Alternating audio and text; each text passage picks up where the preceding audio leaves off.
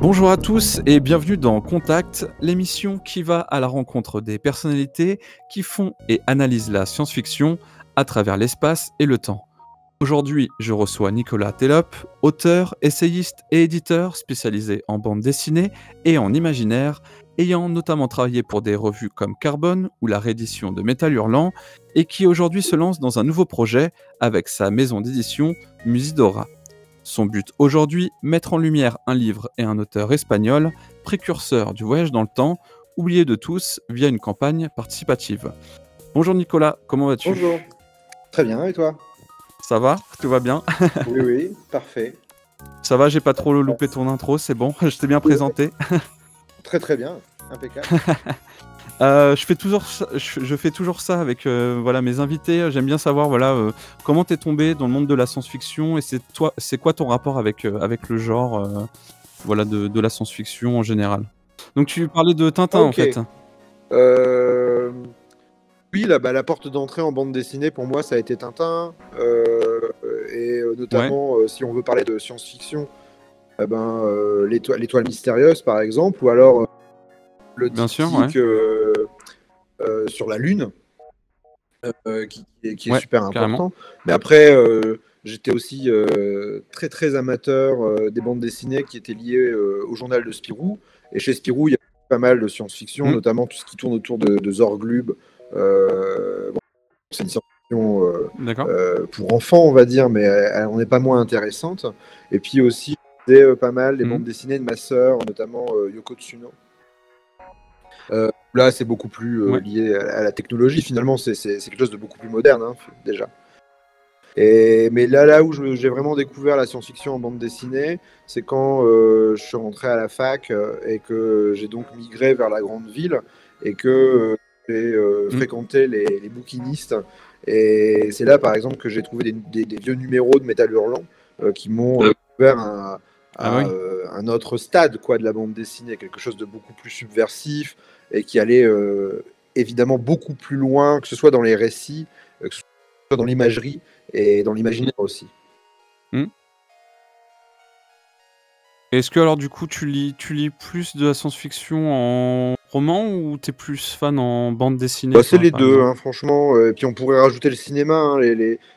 Pour moi, c'est une sorte de trinité assez magique et qui est intimement liée. Sinon, en littérature, je découvre sans cesse des nouvelles choses parce que c'est tellement dense comme territoire qu'on n'en sort jamais.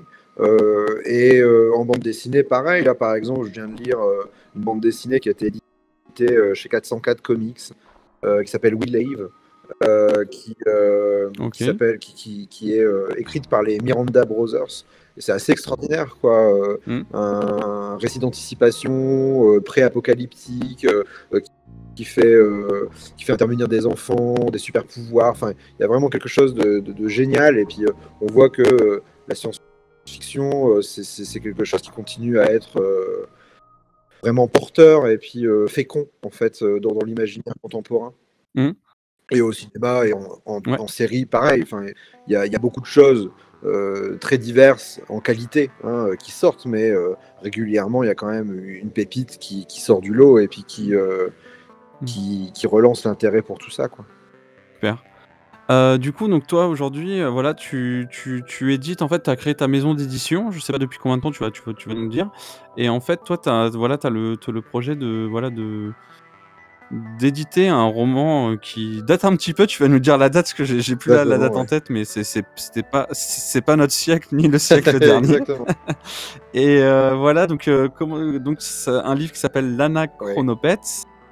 Et je voulais savoir si tu pouvais nous en parler et savoir comment tu t'es lancé dans cette aventure, comment tu as eu cette idée-là. Est-ce que c'est un bouquin, je sais pas, que tu as trouvé quelque part ou un ami t'en a parlé, si tu nous parlais un peu du début de cette aventure. Avec plaisir. Alors, les éditions Musidora, c'est un projet que je mène avec un ami qui s'appelle Yann Cerizel.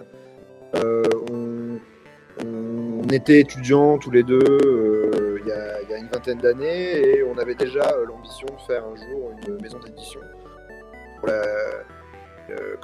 La vie, on a décidé autrement et on est parti direction tout à fait différente. Mais c'est une idée qui ne m'a jamais quitté, et visiblement qui a jamais quitté non plus Yann. Et comme moi, j'avais remis un projet en tête, voilà. un projet qui reste en tête. Bah, oui, comme tous les rêves, quoi, en fait.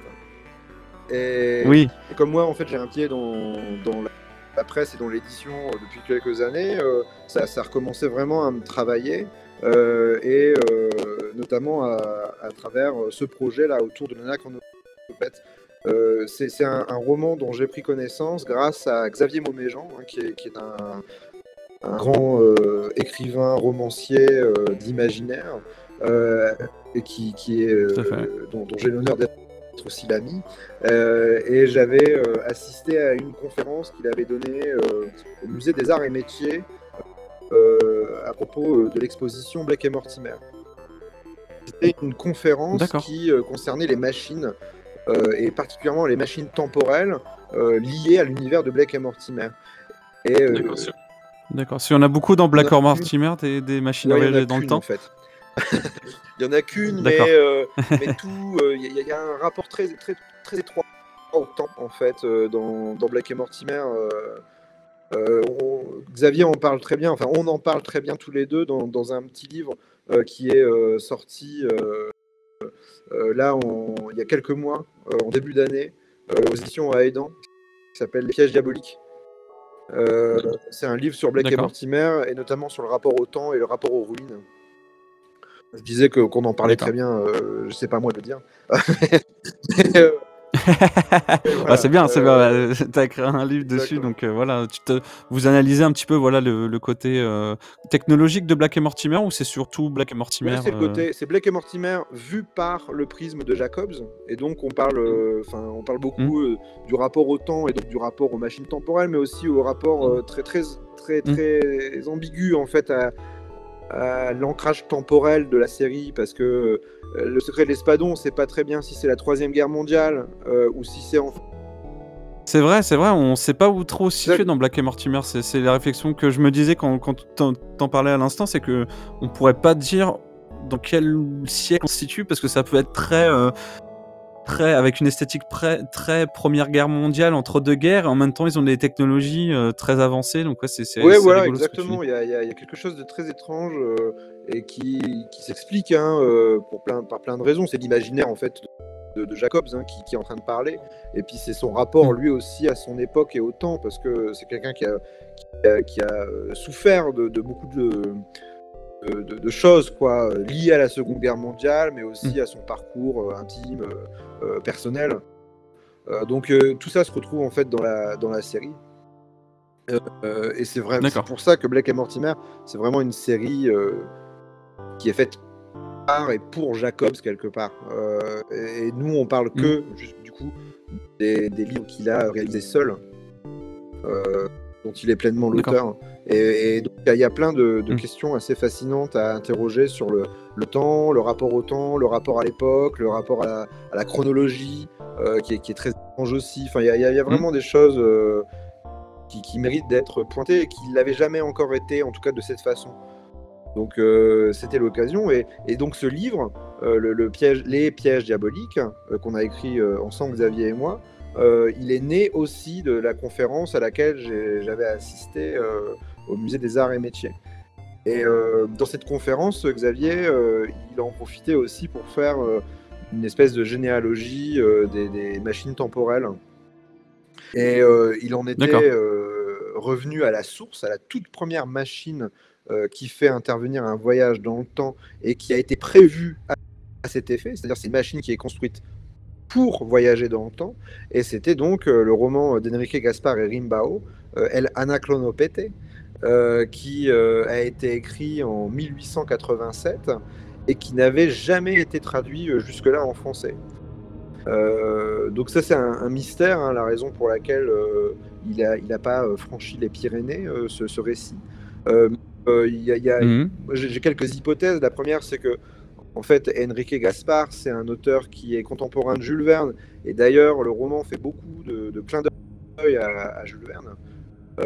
L'action commence à Paris pendant une exposition universelle. Enfin, vraiment quelque chose qui rappelle un peu l'univers vernien. Et puis il y a des, mais oui, il y a des personnages haut en couleur, comme Jules Verne savait bien en faire aussi. Il y a beaucoup d'humour, comme on en retrouve quelquefois dans le Voyage au centre de la Terre chez Jules Verne, par exemple. Et puis il y a vraiment des clins d'œil explicites. Jules Verne est cité explicitement à 3 reprises. Donc je pense que Enrique Gaspar, il avait vraiment dans l'idée de faire un roman à la Jules Verne, en tout cas qui rend hommage à Jules Verne. Et voilà, je sais plus ce que je veux dire après. Et que du coup, Xavier Mauméjean en parle dans sa conférence et du coup, il avait réussi à retrouver une édition espagnole. Comment après c'était arrivé dans les mains en fait. Alors, est-ce que par exemple, tu as réussi à retrouver une édition espagnole? Est-ce que tu as réussi, je sais pas moi, comment tu as fait pour retrouver le récit, quoi? Alors, je vais juste revenir sur ce que je voulais dire avant, et puis j'en fais. Oui, vas-y. Sauf que donc Enrique Gaspar, il imagine un voyage extraordinaire que Jules Verne lui avait pas encore osé concevoir. C'est donc non seulement un voyage dans l'espace, parce que le roman L'Anachronopète parcourt la moitié du globe, on va dire, et donc aussi et surtout un voyage dans le temps. C'est le premier donc à concevoir ça, à imaginer ça par le prisme d'une machine. Et donc quelques années avant H.G. Wells, c'est la machine à explorer le temps. Donc ça c'est vraiment quelque chose de très impressionnant dans l'imaginaire de se dire que ce roman-là, qui est complètement inconnu en France, ait été aussi précurseur. Il est précurseur aussi à d'autres titres. Il fait intervenir les paradoxes temporels, le phénomène de la rétroaction, le fait que le futur ait une influence sur le passé. Il y a vraiment quelque chose d'extrêmement élaboré pour un auteur qui finalement ne s'est jamais essayé par ailleurs à d'autres récits de science-fiction. Donc c'est vraiment assez étonnant. Et donc oui... C'est un one-shot sur le voyage dans le temps, il n'en a pas refait d'autres après, ou même exactement, sur la en fait il a fait une autre nouvelle après, seulement une nouvelle, qui est, elle, beaucoup plus fantastique pour le coup. Et sinon, après, lui, c'était un auteur de pièces de théâtre, particulièrement de zarzuela.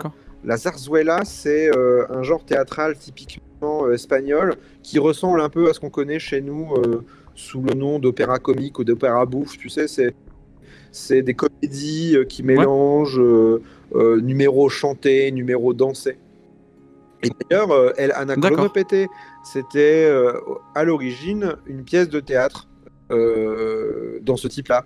Et il l'a transformé quelques années après en roman, en étoffant le récit évidemment, et en accentuant le côté un peu aventure, parce que sur une pièce de théâtre à l'époque, tu t'imagines bien qu'on peut pas faire grand-chose, enfin les moyens techniques sont assez limités, tandis qu'on passe sur le plan de l'imaginaire littéraire, là il n'y a plus aucune limite. C'est beaucoup plus simple. Oui, on est plus limité que par ce qu'on écrit. Donc le roman, en fait, il est encore édité en Espagne, parce que c'est un classique. C'est connu, c'est reconnu en Espagne. Oui, il est reconnu. Le livre, il est conservé à la Bibliothèque d'Espagne, donc il est édité, il a été réédité plein de fois tout au long du XXe siècle et encore là au début du XXIe. Il est tellement important en fait dans l'imaginaire science-fictionnel espagnol, c'est que la machine et les personnages de l'Anachronopète apparaissent dans une série télé qui n'est pas encore parvenue jusqu'à nous en France, et qui s'appelle El Ministerio. Ouais, c'est ça. El Ministerio del Tiempo. Et c'est une série un peu à la Doctor Who, mais... donc le ministère du temps, c'est ça, si je traduis bien? Le ministère du temps. Ok. Et donc, il y a plein de moyens différents de voyager dans le temps. Tu imagines bien que c'est un truc un peu... c'est un peu les Men in Black, mais avec les voyages dans le temps, tu vois. Avec des agents temporels, etc. Et puis il y a le héros, ou plutôt l'anti-héros, l'Anachronopète, qui s'appelle Don Sindulfo, qui apparaît. Il y a sa machine qui apparaît. qui a été reconstitué par le prisme des effets spéciaux et tout ça. Enfin, tu vois, il y a plein de choses qui encore aujourd'hui, en 2022, font vivre en fait l'anachronopète en Espagne. Et aux États-Unis, en Angleterre, sans être non plus un roman culte ou extrêmement célébrissime, l'anachronopète est reconnu également. Tout amateur de science-fiction un peu éclairé en Angleterre ou aux États-Unis sait que le premier récit de voyage dans le temps, c'est l'anachronopète. Et donc il a été traduit, il est disponible. Si tu vas en Angleterre, tu peux même trouver des affiches qui reproduisent la couverture originale d'Anachronopète. Enfin, il n'y a qu'en France qu'on est passé complètement à côté.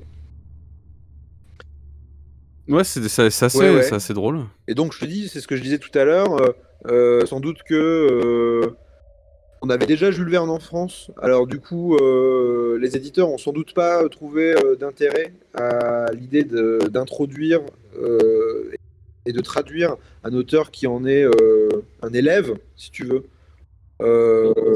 Et je pense pas d'ailleurs qu'il y avait énormément de traductions non plus de l'espagnol au 19e siècle. Et puis le temps passant, il s'est avéré aussi que le style d'Enrique Gaspar, c'était un style qui était bien de son temps, justement bien de son époque, mais qui aurait été difficile à retranscrire, et de plus en plus difficile en fait à retranscrire au fur et à mesure que le temps passait.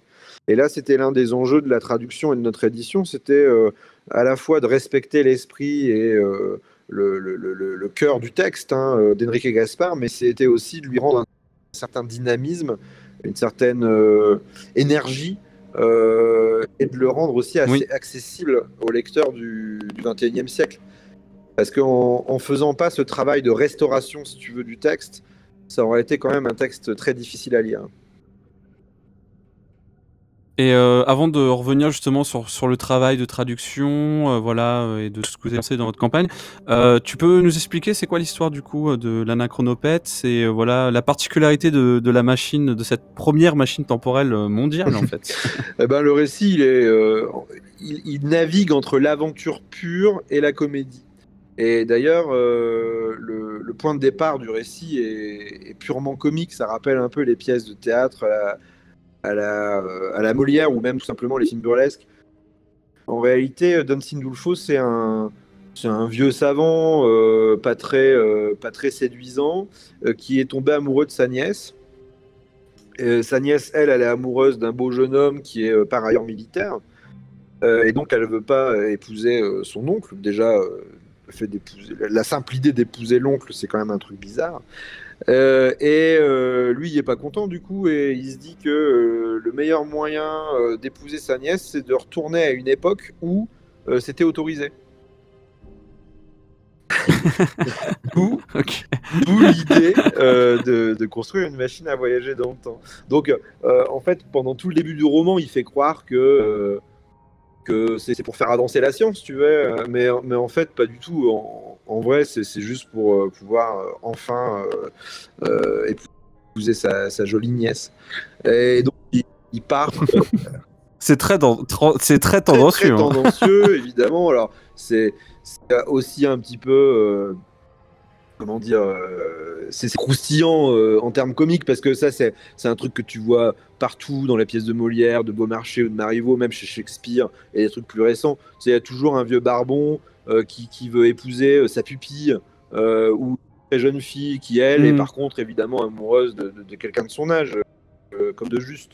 Et toute la pièce, tout le récit consiste à contrecarrer les plans du vieillard et faire triompher l'amour. Bon, là, c'est un peu la trame d'Anachronopète, même si en fait les péripéties sont beaucoup plus impressionnantes que dans une pièce de théâtre de Molière, parce que du coup, il voyage dans le temps et rien ne se passe comme prévu.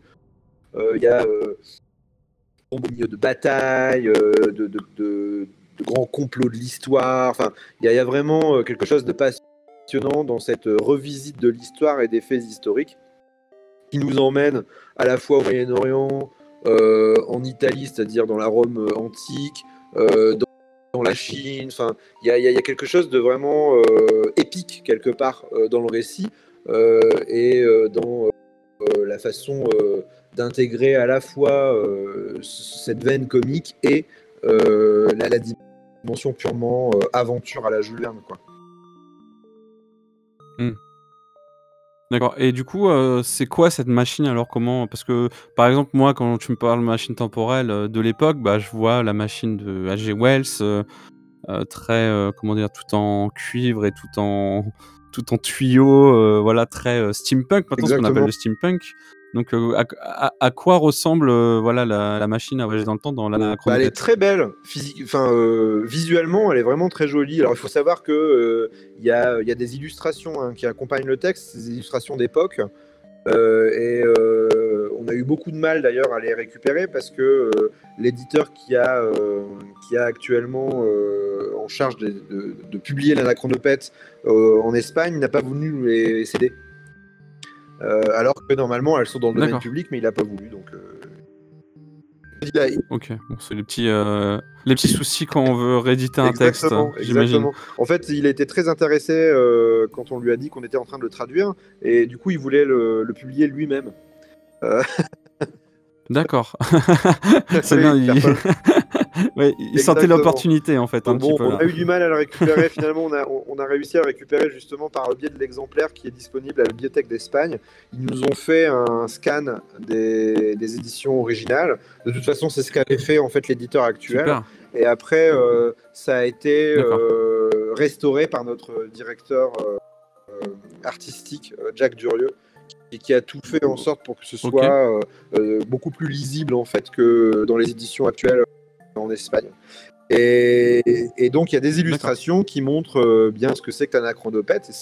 C'est une machine assez superbe, complètement insolite, et qui pourrait vraiment plaire à tous ceux qui sont sensibles à l'imaginaire steampunk.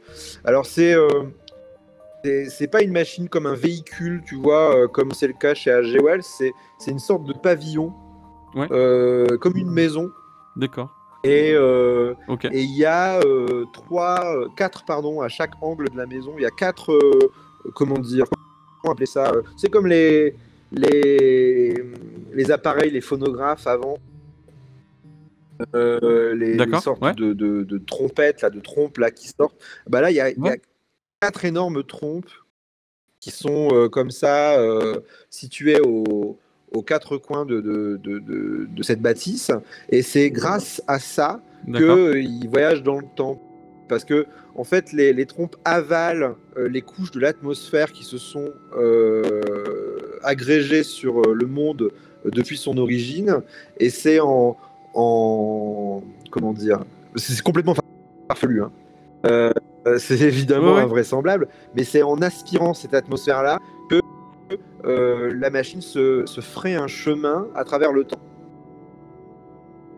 pour retourner D'accord. Ah, c'est super. jusqu'au moment où la Terre n'avait pas d'atmosphère. Tu vois, c'est ça le principe. D'accord. Et, Ok. et c'est un truc Ok. à la fois passionnant et complètement invraisemblable, et aussi drôlissime, parce que Oui. bon, là je fais une révélation par rapport au texte parce que c'est un des moments un peu savoureux, mais il a l'idée de... Attention, spoiler. Si on veut, hein, c'est juste un truc un peu rigolo, quoi. Il a l'idée de ça Oui. quand il demande à sa gouvernante, enfin sa domestique, de nettoyer la cheminée. Donc nettoyer la Oui. cheminée, c'est enlever toutes les couches de suie, pour après la rendre neuve comme elle était à l'origine. Et donc il se dit, c'est ça, pour remonter le temps, c'est ça qu'il faut faire. C'est enlever toutes les couches d'atmosphère, toutes les couches en fait successives du temps qui se sont accumulées autour de la Terre, pour revenir à l'origine. Et donc il y a une formule comme ça qui dit finalement voyager dans le temps, ça consiste à le ramoner. Ouais, c'est rigolo.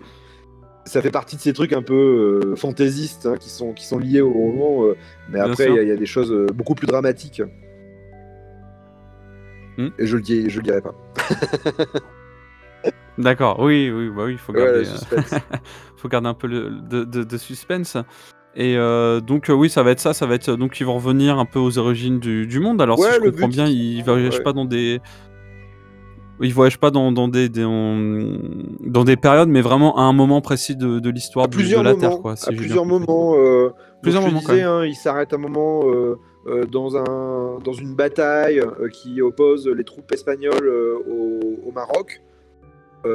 Voilà. Après, ils vont en Italie. Ils retournent en Espagne à un moment donné, mais beaucoup plus tard. Ouais, n'en dévoilons pas trop. Mais... Comme ça, c'est moi qui demande parce que je suis curieux, mais après je pense que les gens voudront justement voir ces différentes périodes un peu historiques. Mais bon, on peut dire qu'il y a à boire et à manger, quoi, qu'il y a plusieurs périodes. Et c'est même plus précis que ça, c'est que non seulement il y a des périodes historiques, mais après le temps historique, au fur et à mesure qu'on le remonte, se meut en temps mythique. C'est-à-dire que on fait des rencontres avec des personnages qui n'appartiennent pas à l'histoire, mais qui appartiennent aux mythes et aux religions, quoi, en fait. D'accord. Donc il y a vraiment quelque chose d'assez fascinant dans cette revisite du temps par le biais de l'anachronopète. Et juste petite question, toi, quand tu l'as lu, du coup, parce que j'imagine que tu t'es lancé dans le projet, tu l'as lu. Est-ce que tu l'as lu du coup en espagnol? Comment c'est passé? T'as attendu la traduction ou tu l'as lu en anglais peut-être? Ni l'un ni l'autre. Je l'ai avant de décider de le publier, je l'ai offert donc à la traductrice Sophie Vallée qui l'a lu et qui m'en a fait un compte rendu très détaillé. Et c'est là que je me suis dit que bon, il y avait un potentiel, quoi, c'est certain. Et c'est après, au début de la traduction, qu'on s'est rendu compte que le travail serait plus compliqué et plus ambitieux que prévu. Donc il y aurait ce travail de restauration du texte, de réécriture presque du texte. Hein. De modernisation, en fait. Qui devait être mené. C'était pas simplement une retranscription en français, si tu veux. C'était l'idée de clarifier certaines pensées. C'était l'idée. Et puis c'est de l'espagnol du 18e, enfin 19e. Et du coup ça doit être c'est comme le français du 19e, je pense qu'il y a des mots qu'on n'entend plus aujourd'hui, ça doit être compliqué. Non seulement des mots, mais les formulations. Il y a beaucoup aussi de... En fait, c'est son seul roman, donc du coup c'est un peu un roman en autodidacte pour lui. Et des fois il se comprend. On voit qu'il se comprend, mais nous on comprend pas. Donc il a fallu aller chercher les références qu'il donnait, essayer de reconstituer les pièces du puzzle de façon à vraiment expliciter certains passages qui sinon auraient été vraiment obscurs. Et d'ailleurs, on a lu du coup aussi les traductions en anglais qui eux sont très proches et respectueuses du texte, trop du coup. Parce que ça marche pas, quoi. On comprend pas ce qu'ils veulent raconter. Et puis, pire, c'est qu'il y a pas mal de traductions qu'on a lues en anglais. Il y en a plusieurs, hein, il y en a 2-3. Certaines se trompent lourdement, en fait, sur les péripéties, sur ce qui se dit, sur ce qui se fait. Ah oui, des contresens, en fait. Et ça montre bien, en fait, que c'était pas une traduction qui pouvait être faite comme ça à la légère. Il suffisait de savoir un peu parler espagnol et puis c'était bon. Non, en fait, il y avait vraiment un travail de restructuration et puis d'imprégnation aussi du texte, de façon à ce qu'on sache, enfin qu'on comprenne bien ce qui est en train de se passer. Et quelquefois, il fallait vraiment réfléchir à ce qui se passait avant, à ce qui se passait après, bien trouver quelle était la cohérence. Et en fait, après, tout retourner dans l'ordre, si tu veux. Mais si on allait trop vite, comme ça a été le cas, visiblement, pour certaines traductions aux États-Unis ou en Angleterre, on allait droit vers quelque chose de totalement irrespectueux, en fait, de l'esprit de Caspar. Donc, il y a vraiment eu quelque chose de très, très, très ambitieux dans cette traduction. Et puis après, en plus, comme c'est un peu comique, il y a énormément de jeux de mots. Et les jeux de mots en espagnol sont évidemment pas les mêmes qu'en français. Et donc l'idée c'était de trouver des équivalents qui correspondent à la fois au sens et aussi qui soient un peu drôles, quoi, parce que sinon on perd un peu. Ça tombe un peu à plat sinon. Le texte est savoureux aussi pour ça. Il y a des moments, voilà, ponctuellement où t'es obligé de rigoler parce que c'est tellement drôle. Et si on transmet pas ça au lecteur français, c'est quand même dommage, quoi. On perd un des principaux intérêts du récit. Ça le rend beaucoup moins vivant. Et puis du coup, on comprend même pas. Si on transmet pas l'humour qui est lié en fait à certaines étapes du récit, on comprend même pas pourquoi on raconte ça. Tu vois, et c'est pour ça que c'était super important pour nous de vraiment restituer tout, que ce soit les références historiques, que ce soit les références technologiques, que ce soit donc l'humour qui participe à l'ensemble. Il fallait vraiment que ce soit quelque chose de très, très fidèle donc à l'esprit du roman, parce que sinon on passait à côté de tous les intérêts multiples et variés qui sont ceux de l'Anachronopète. Ouais. Du coup, avant de parler de la compagnie Ulule, voilà, de comment s'est passée un peu l'introduction, parce qu'il y a beaucoup de personnes qui ont travaillé sur ce projet-là. Je voulais des questions un peu plus, sur culturelles. Donc, pour toi, c'est quoi, la machine ou le récit temporel qui t'a le plus marqué dans ta vie à part l'Anachronopète. Zut, attends. Sinon, ça serait trop facile. Non, je pense que c'est comme ce que je disais tout à l'heure sur qui m'a marqué dans l'imaginaire quand j'étais enfant. Je pense que ça démarre avec La machine à explorer le temps de Georges Pal. Je sais pas si tu vois ce que c'est l'adaptation du roman d'H.G. Wells en 1960. Donc un récit en Technicolor avec des effets spéciaux très impressionnants pour l'époque. Et c'était un film qui passait régulièrement, quoi, parce que c'est un film qui plaisait autant aux adultes qui avaient connu la sortie du film qu'aux enfants qui le découvraient. Et donc moi je suis rentré là-dedans, dans les voyages temporels par le biais de ce film-là. Et après j'ai lu H.G. Wells. Et c'est vraiment ça, en fait, qui a été au cœur de mon intérêt, si tu veux, pour les récits de voyage dans le temps. Alors après, sinon, très vite, c'est évidemment Retour vers le futur, hein, qui a bien sûr, qui a été un truc extrêmement marquant, et donc la DeLorean et la trilogie, sans doute plus particulièrement le premier épisode. Mais ça, c'est... Oui. Le plus réussi pour moi. Il y a des trucs qui sont très marquants dans le deuxième, Overboard, etc. Bien sûr. L'évolution technologique dans le deuxième. Mais le premier est tellement parfait, quoi, que ça peut que laisser des traces, et c'est effectivement le cas. C'est un de mes récits préférés. Bon, après, plus récemment, les reprises récentes de Doctor Who depuis les années 2000 sont quand même assez folles. Ah oui, je trouve aussi que la série est vraiment excellente. Il y a des épisodes qui retournent le cerveau littéralement. Et c'est très bien écrit. Qui retourne le cœur aussi. Je trouve que c'est une série qui est vraiment émotionnellement, mais d'une puissance souvent assez forte.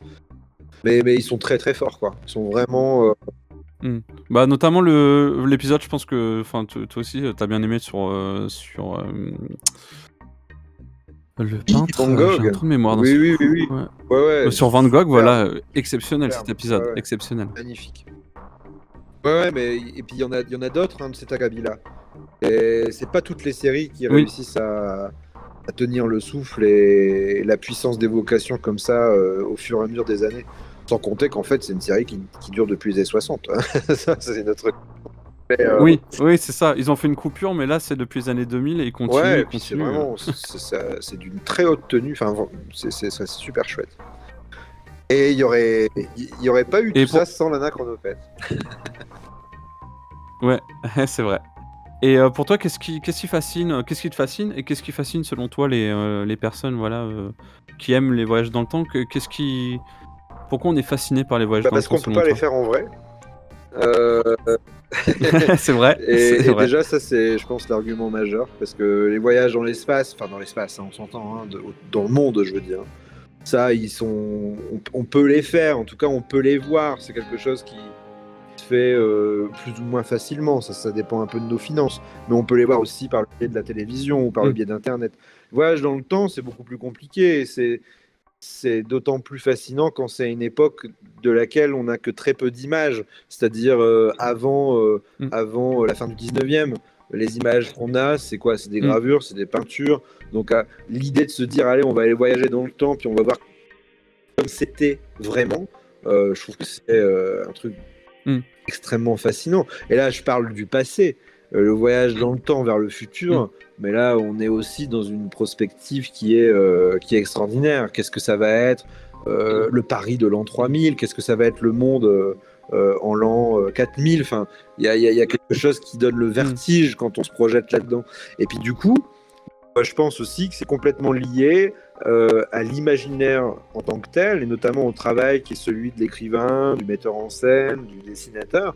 C'est-à-dire que tous, en fait, sont des voyages temporels, sont des voyageurs temporels, pardon. Notamment les auteurs de science-fiction qui versent dans l'anticipation. Bah, c'est du voyage dans le temps auquel ils nous invitent. Si c'est un roman historique qui se passe, je sais pas moi, Moyen-Âge, ou bien dans l'Antiquité grecque, ou pendant les guerres napoléoniennes, ah ben là aussi c'est un voyage dans le temps. Enfin, la lecture devient un voyage dans le temps. Et puis c'est d'autant plus vrai quand tu relis des livres, ou quand tu lis une bande dessinée, et puis que à peine terminée, tu la recommences parce qu'elle t'a tellement plu. En fait, le lecteur, fondamentalement, c'est un voyageur temporel. Et puis on est tous des voyageurs temporels dans notre vie, vu que nous avançons tous conjointement vers un futur, peut-être pas toujours pour le meilleur. Oui, puis on se plonge dans nos souvenirs aussi. Si on va pas là, on se plonge dans nos souvenirs, on essaie de se remémorer, on revit certains événements clés de nos vies, donc c'est un peu aussi une sorte de voyage dans notre esprit temporel. Et du coup, je pense que les récits, tu vois, qui mettent en scène ça ne fait que rendre la chose encore un peu plus sensible.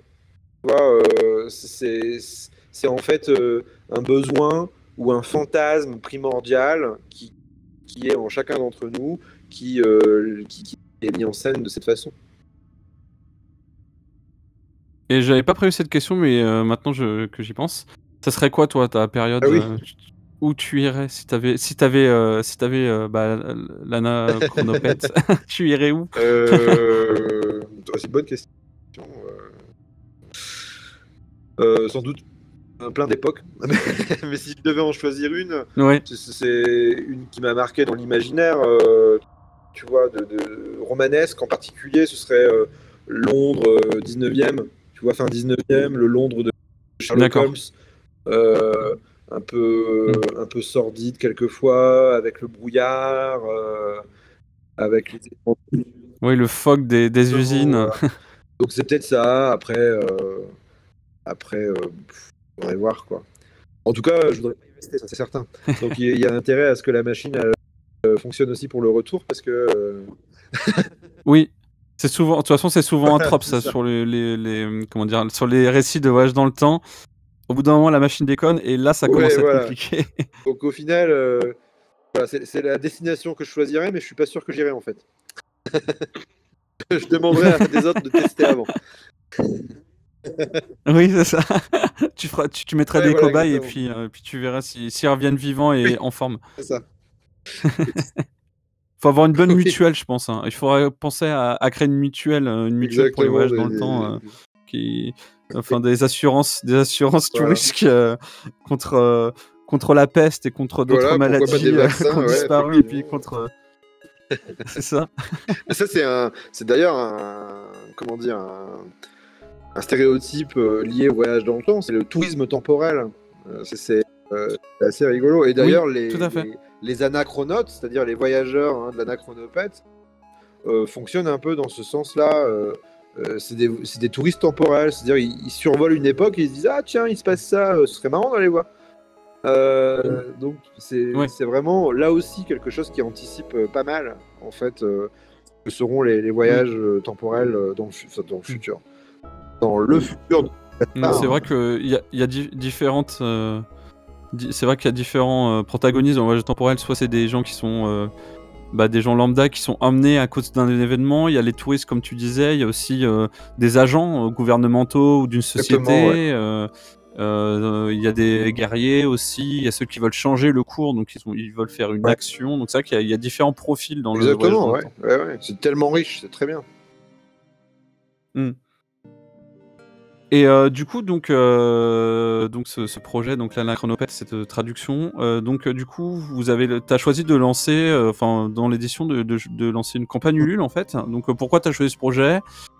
Voilà, ce mode de fonctionnement et comment ça se déroule, parce que c'est déjà en cours là, donc voilà, si tu peux nous en parler. Le financement participatif, c'était vraiment pour sécuriser le projet financièrement, hein, justement. C'est pas comme si on avait un budget digne des éditions Hachette ou Gallimard. Donc il fallait quand même un petit peu voilà, sécuriser la sortie du livre, parce que la traduction, elle a un coût, hein, un coût important. Bien Puis sûr. en plus, pour pas arranger les choses, on est un peu des amoureux du livre, c'est-à-dire de l'objet. Et donc on voulait faire en sorte que ce soit l'objet le plus beau possible. Et quand on a ce genre d'exigence en tête, il faut s'attendre à payer le prix, notamment auprès des imprimeurs. Donc tout ça, ça fait qu'il y a pas mal de contraintes financières.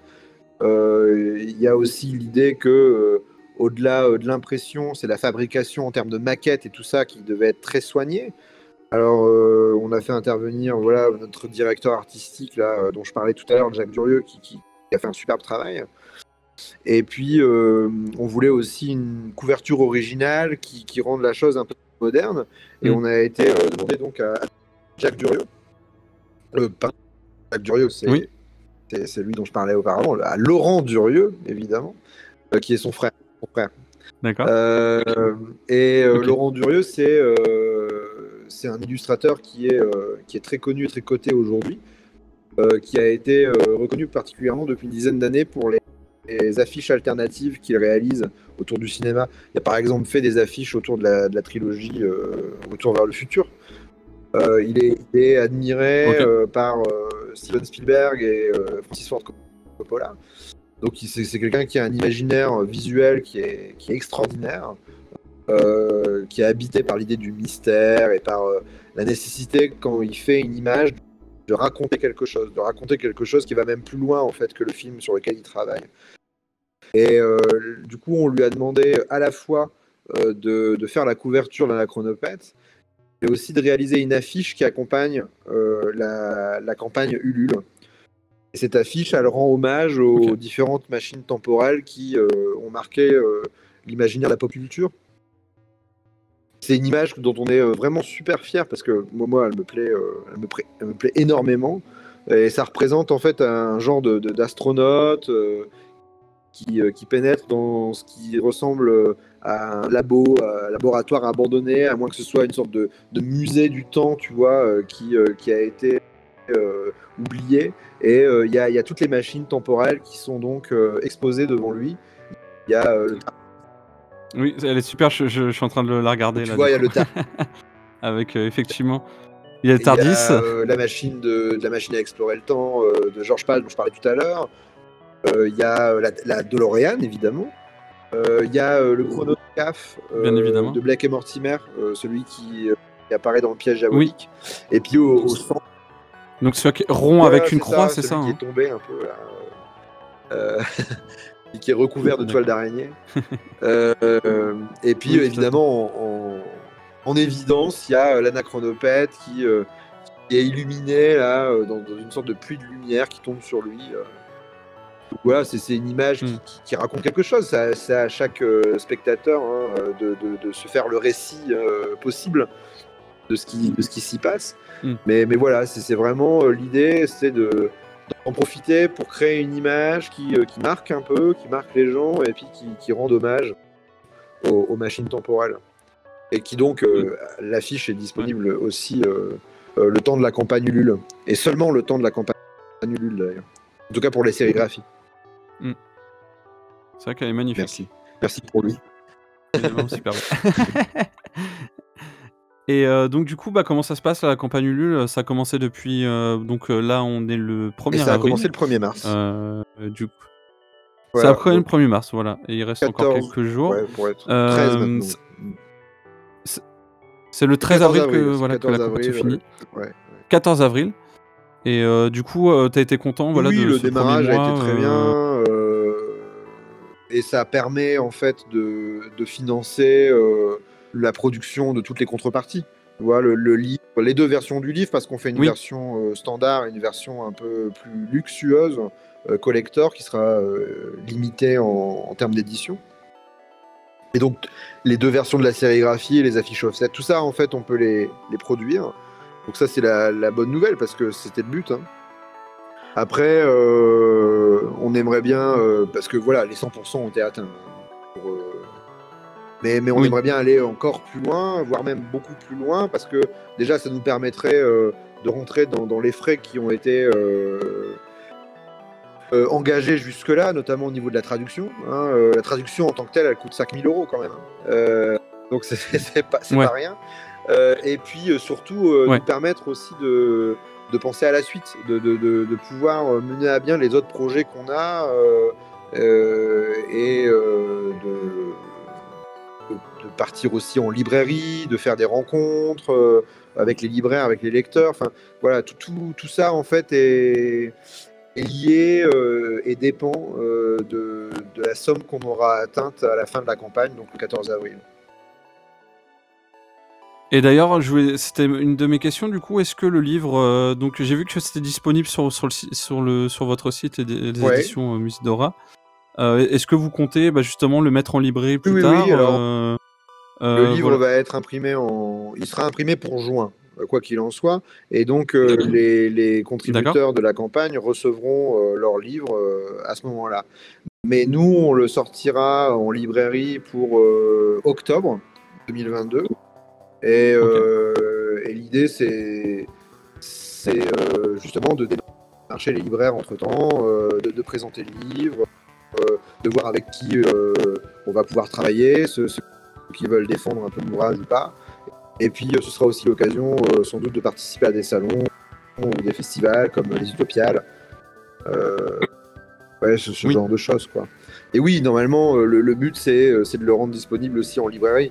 Qu'il puisse avoir une vie la plus large possible, quoi, qui soit accessible aux lecteurs qui seraient sensibles à ce projet-là.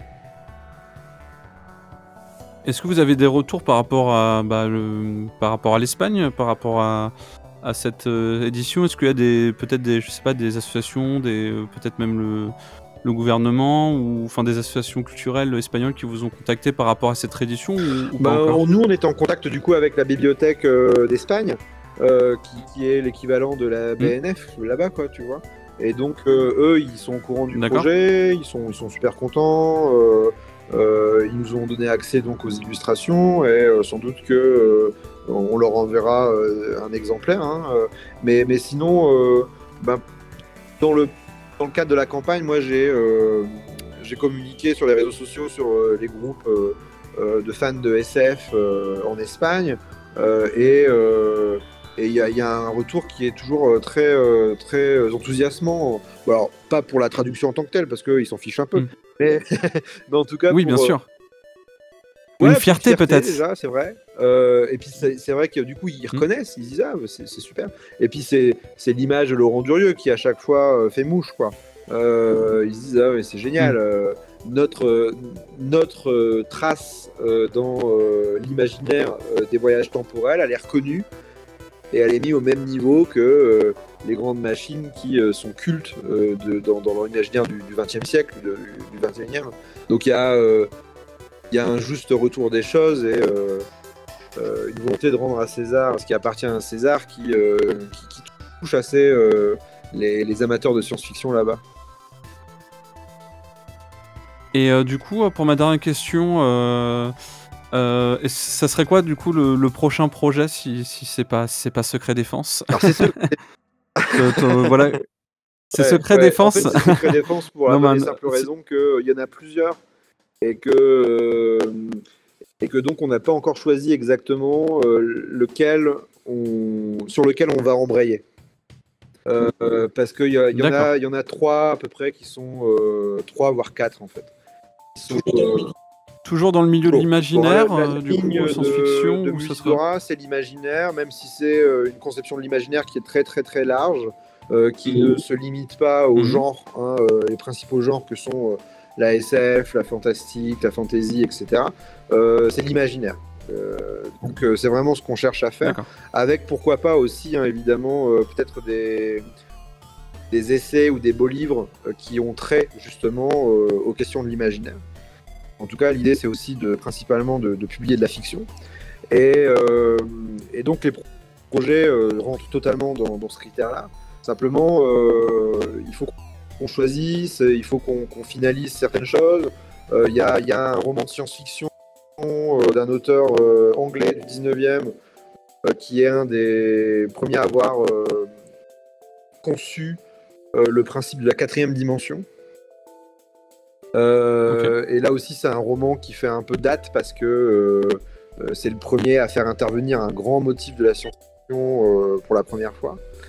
Ensuite, voilà, il y a un roman français beaucoup plus particulier qui se passe à Berlin juste après la Seconde Guerre mondiale. Et c'est une sorte de roman gothique très bizarre, très tordu, très malsain.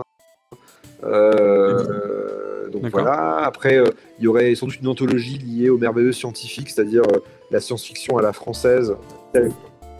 Ah, c'est super, moi j'adore ça. Une anthologie assez ambitieuse sur un thème très précis et qui serait menée par Fleur Hopkins. Ah bah oui, bien sûr. Bah oui, la spécialiste. Et bah oui. Voilà, enfin il y a déjà aussi un essai sur le cinéma qui est quasiment prêt. Il y a plein de choses, mais on peut pas sortir tout en même temps. Et donc, ça dépend un peu aussi, encore une fois, du budget qu'on aura en fait à la fin de la campagne. Et sans doute qu'on avait peut-être prévu à un moment donné d'en publier plusieurs en même temps, mais sans doute pour le moment on fera un à la fois. Projet par projet. C'est plus raisonnable pour une jeune maison comme la nôtre. Voilà, sûr. Donc il y a pas mal de choses et d'autres. Et ben en tout cas, tous tes projets me plaisent. Voilà. même si je suis qu'un acheteur lambda, je peux te le dire. J'espère que tu es un échantillon représentatif. Je sais pas, ça je peux pas te dire. Je croise les doigts. Et ben super. Et ben du coup, pour finir cet épisode de Contact, on va pouvoir dire donc du coup la campagne s'achève le 14. Vous avez jusqu'au 14 avril pour participer à la campagne Ulule sur l'Anachronopète. Et pour ceux qui écoutent l'émission après le 14 avril, parce que bien sûr elle restera, normalement, donc tu m'as dit c'était octobre 2022, donc peut-être que ceux qui l'écoutent en 2023, cette émission, il sera déjà peut-être en librairie. C'est ça. Et c'est la magie des voyages dans le temps. Et voilà, c'est ça. Et oui, YouTube est aussi une machine à voyager dans le temps. Avec plein de pubs, mais ça reste une machine quand même. Il y a toujours des aléas, effectivement. C'est ça, exactement. Et merci beaucoup Nicolas d'être passé dans l'émission et c'était super intéressant. Moi j'ai hâte de lire l'Anachronopète, du coup j'ai vraiment hâte de lire et puis merci d'être venu et d'avoir répondu à mes questions. Merci à toi, c'était vraiment sympa et à la prochaine j'espère. Bah ouais, ça marche. Et puis voilà, si vous aussi vous pouvez nous dire qu'est-ce qui vous a marqué en machine temporelle, vous pouvez nous dire ça dans les commentaires. Et puis on se retrouvera pour un prochain épisode de Contact. Je ne sais pas ce que ça sera, vous verrez bien. Comme les voyages dans le temps, c'est la surprise. Allez, à plus. Et puis lisez de la SF.